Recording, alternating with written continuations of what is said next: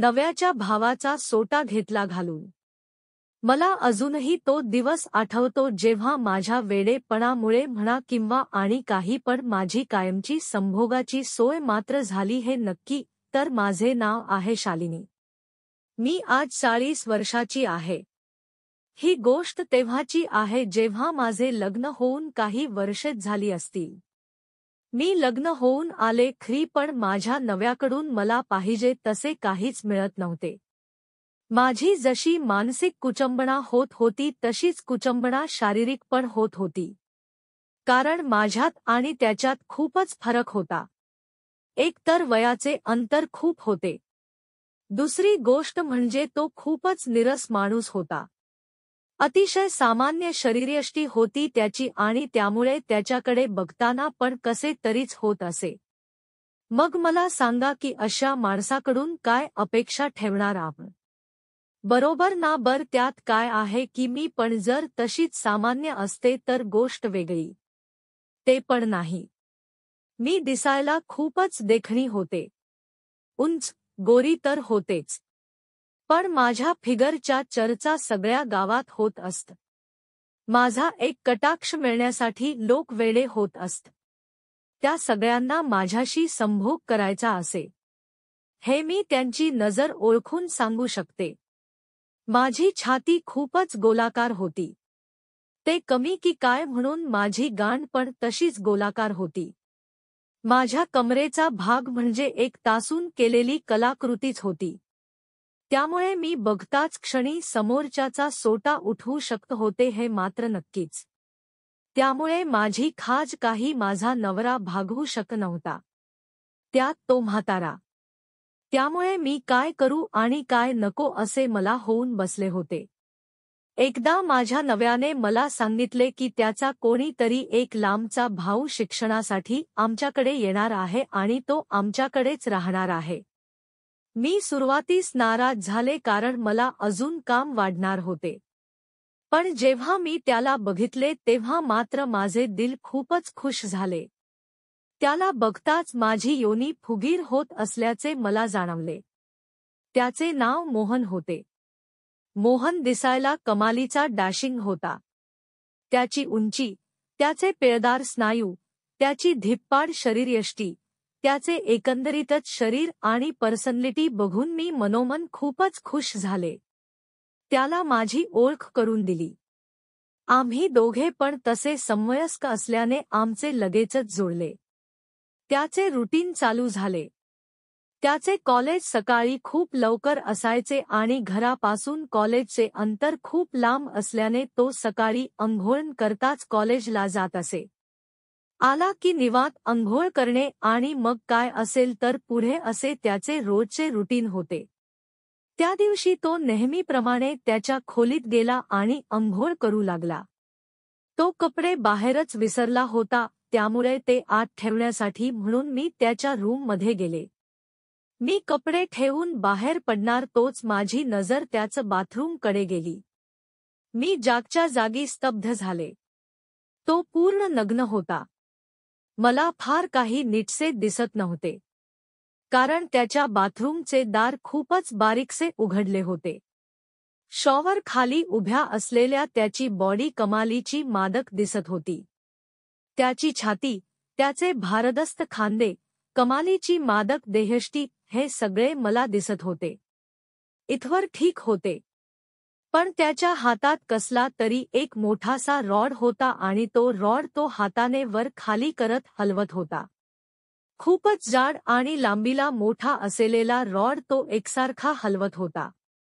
मला ते काय आहे ते समजले नाही। पण मग मी तिथून बाहेर पडले। तो बाहेर येताच मी त्याला विचारले, काय रे मोहन, तुझ्याकडे कसला रॉड आहे रे? कसला रॉड वाहिनी? तो मला म्हणाला, तेच विचारत आहे तुला मी, तू अंघोळ करताना मी बघितला आहे घाशी मी असे म्हणताच। बहुतेक त्याला समजले असावे की मी काय बोलत आहे ते, पण तो मला म्हणाला, माझ्याकडे कसलाच रॉड नाहीये वाहिनी। तुम्ही काय बोलत आहात ते मला समजत नाही। थांब तुला उद्या अंघोळ करताना दाखवते काय ते, असे म्हणून मी माझ्या कामाला लागले। दुसऱ्या दिवशी तो नेहमीप्रमाणे अंघोळीला गेला. बहुतेक तो आम्ही काल काय बोललो होतो ते विसरला होता, कारण त्याबद्दल त्याने एक चकार शब्द काढला नव्हता. माझ्यासाठी ते बरेच होते, कारण त्या निमित्ताने का होईना मला अचानक त्याला पकडता येणार होते. तो अंघोळीला गेला आणि मी थोड्याच वेळात त्याच्या मागोमाग गेले. कालप्रमाणेच त्याचे बाथरूमचे दार उघडे होते आणि तो त्या रॉडला मागे पुढे करत हलवत होता. ते बघून मी धाडकन बाथरूमचे दार उघडले. गरम पाण्याच्या शोवर मुले तिथे सगळीकडे वाफच वाफ होती, त्यामुळे नीटसे काही दिसत नव्हते. मी चपळाई करत त्याचा तो रॉड माझ्या हातात पकडला आणि त्याला म्हणाले, हे बघ, हाच तो रॉड. काय आहे हे सांग मला. तो अचानक झालेल्या या कृत्याने बाजूला झाला आणि तो मला म्हणाला, अहो वाहिनी, तो रॉड नाहीये. नीट बघा तरी ते काय आहे ते. असे म्हणताच मी त्या रॉडकडे बघितले. एव्हाना तिथली वाफ पण कमी झाली होती. मला आता स्पष्टपणे दिसत होते. मी ज्याला रॉड म्हणून माझ्या हातात पकडले होते ते रॉड नव्हता, तर त्याचा सोटा होता. ते बघून मी काय करू आणि काय नको अशा अवस्थेत गेले. त्याचा तो भलामोठा सोटा बघून मी आवासून जागच्या जागी उभीच राहिले. माझा विश्वासच बसत नव्हता की त्याचा सोटा इतका मोठा आहे. ते त्याने सांगून देखील मी त्याचा सोटा माझ्या हातातून सोडू शकले नव्हते आणि जेव्हा त्याने तो सोटा आहे म्हणून सांगितले तेव्हापासून लगेचच हळूहळू करत माझा हात वर खाली होऊ लागला होता आणि त्याचा सोटा मी चोळू लागले. माझ्या नव्याचा छोटा सोटा बघून मला सवय होती. हे प्रकरण काही वेगळेच होते. इतका मोठा सोटा कसा काय असू शकतो, मी म्हणाले. त्यावर तो म्हणाला, का ओ वहिनी, दादाचा नाही का इतका मोठा. तो असे म्हणताच मी म्हणाले, अरे तुझ्या दादाचा कुठे आहे ते शोधावे लागते. इतका मोठा असता तर मग कशाला. असे म्हणून मी हळूहळू करत त्याचा सोटा हलवण्यास सुरुवात केली.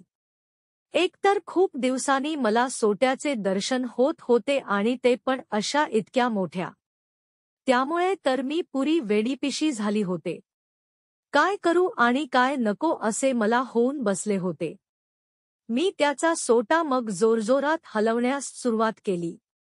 मी जसे त्याचा सोटा हलवू लागले तसे त्याचा आकार अजून जास्त मोठा झाला आणि तो मोठ्या रुबाबात डौलू लागला. शॉवर चालू होताच, त्यामुळे माझे कपडे सगळे भिजले होते. ते बघून मग त्याने माझी साडी फेडली आणि मला पण पूर्ण नग्न केले. आम्ही दोघे पण आता पूर्णपणे नग्न झालो होतो आणि ओले चिंब पण झालो होतो.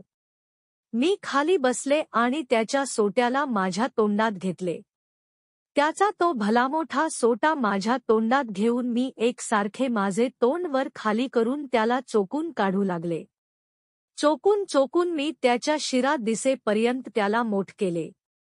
त्याच्या गोट्या मी हाताने चोळून कडक केल्या होत्याच. त्यांना मग मी माझ्या तोंडात घेऊन त्यांना पण चोकू लागले. त्याच्या गोट्या पण आहे त्यापेक्षा त्या कडक झाल्या, चिंचेचा गोळ्यासारखा.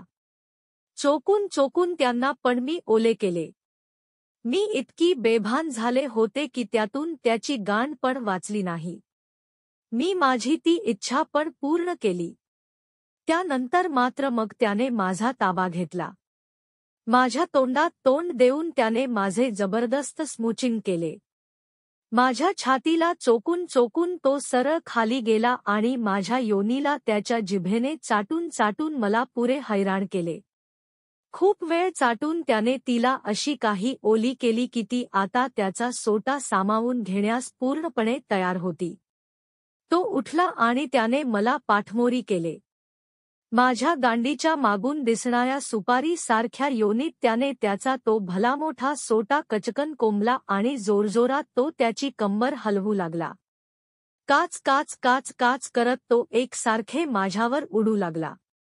त्याचा वेग इतका प्रचंड होता की माझ्या योनीच्या पुया चिंध्या त्याने करून सोडल्या होत्या. खूप वेळ मला ठोकून झाले आणि त्याने त्याचे सगळे वीर्य माझ्या योनीत सोडले आणि मग कुठे आम्ही दोघे शांत झालो. अशा प्रकारे माझ्या अडाणीपणामुळे मी त्याच्याकडून एकदा जे ठोकून घेतले ते आज पण मी त्याच्याकडून ठोकून घेत आहे.